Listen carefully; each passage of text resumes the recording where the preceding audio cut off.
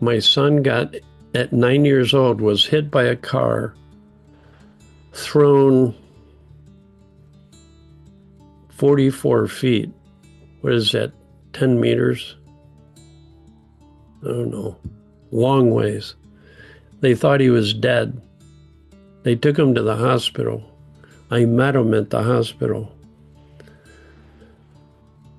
They had a whole team in intensive care keeping him alive. And then when he was stable, he was unconscious, but stable, they took him up to a room in the critical care unit.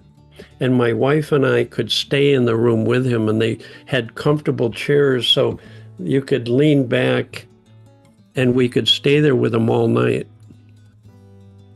And both my wife and I knew that thinking about what had happened and getting more and more upset would not help our son.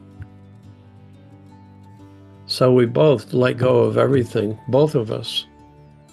Spontaneously, we knew, and we got quieter and quieter and quieter, and we felt nothing but pure love for our son.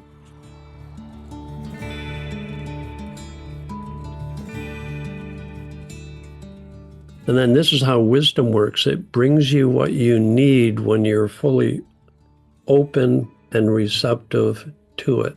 It's called wisdom because it's an intelligence that can bring you exactly what you need at any moment in any situation ever that you find yourself in.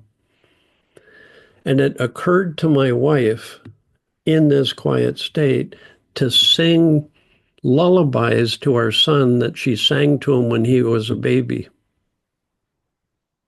And there's a monitor over his bed, and it had the number of his heartbeat, which was 113. So he's in a state of fear and panic, and even though he's unconscious, his heart is going twice as fast as normal. And they had a chart on the electric chart showing his breathing, and it was very shallow and fast and irregular. My wife starts to sing to him, and the heartbeat went from 113 down to 65. And the breathing suddenly went slow and deep. And when she stopped singing the song, it went right back to 113. Guess what we did all night? I can't even sing. I sang. I sang. We were singing because we knew it was helping him quiet down. That's wisdom. We couldn't have learned that in a book.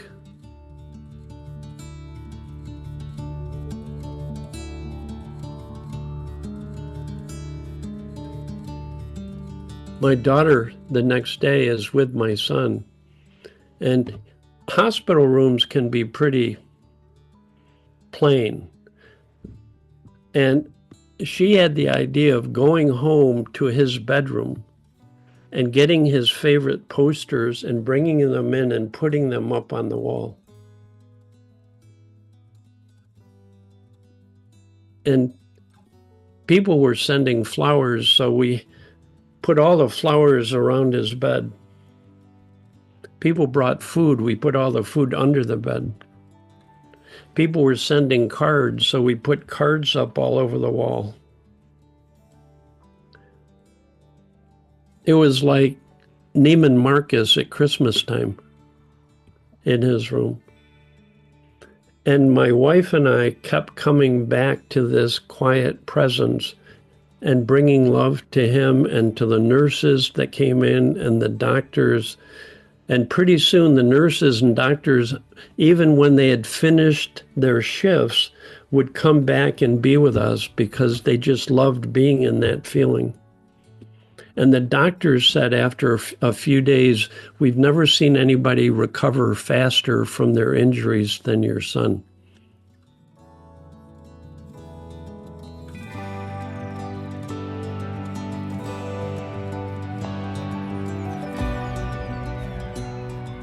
That was my wife and I beginning to understand the power of a quiet mind.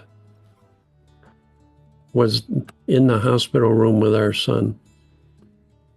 My wife at one point turned to me and she said, "Dicken, what are you doing?" We were both sitting there quiet for a long time. She says, "What are you doing?" And I said, "Well, when I'm really present, it feels like I'm standing on a top of a wall and it's solid. And if I start thinking about the past, what happened to Ben, and if I think about him being hit by a car going as fast, it broke his hip, internal damage, internal bleeding, concussion. If I think about that, it was like falling off the wall into the black abyss. If I go into memory or imagination about the past, if I think about the future, I was thinking my son is going to be crippled for life. He's going to be connected to machines his whole life, or he's going to be brain dead. It was like falling off the wall the other way. But when I'm just present in this feeling right now and relaxing into it, it's totally grounded, safe. And I felt like then I could bring love to my son, which I knew that's what intuitively I knew he needed love, not fear, not anger, not upset. After 3 days, I went home to take a shower, changed my clothes. I get a phone call while I'm home, and it was the young college boy that had hit my son. And he said, "I've been calling the hospital to try and find out how he is, but they wouldn't tell me." And he was crying. And he said, "And no one will tell me how he's doing because I'm not a relative." I talked to him for half an hour. And the last thing I wanted to do is to get into my head around blame and anger and upset with this kid.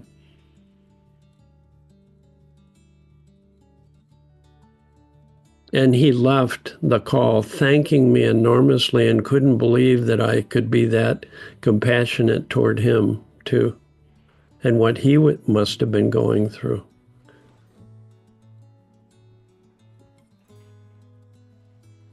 I get a call right after that. Isn't this interesting? I'm home. Right after talking with him, I get a call from his insurance company, and they wanted to know how much I would be willing to settle for, because they were sure I was going to sue him. I never did. It was the last thing on our mind. We didn't want to be thinking about any of that. We just wanted to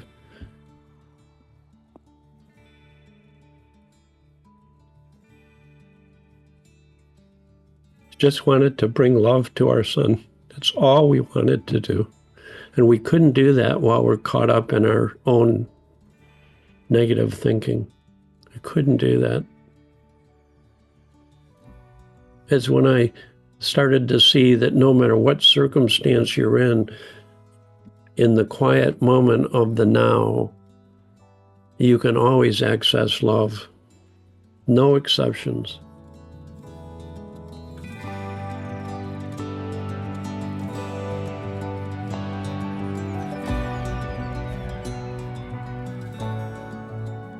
And when my son finally became conscious, the first thing he said, "Can I make a phone call?" We said, "Yes, anybody you want." What do you want to call? He wanted to call the boy that was with him, that saw him, his friend who saw him get hit. His first thought was not for himself, it was for this other boy, because he had been surrounded by this love. I've been with people who are dying. I find that feeling. I can still feel sad. It comes and goes, but I find that feeling, that Sid would say, always look within. There's a quiet beneath the noise of your thinking, the quiet of being present. Rest in that quiet.